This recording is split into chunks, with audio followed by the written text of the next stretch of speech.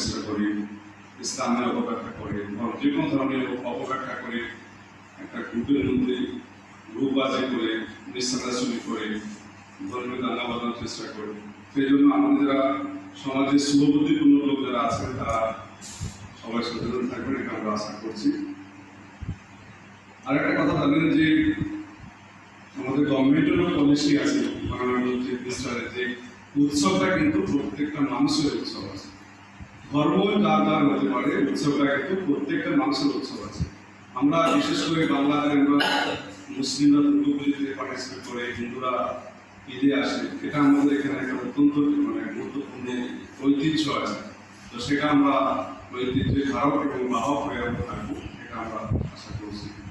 তাছাড়া আপনারা যে ধর্ম ফলো করেন, ইসলামেও অনেক বিভাগের ব্যাপার আছে।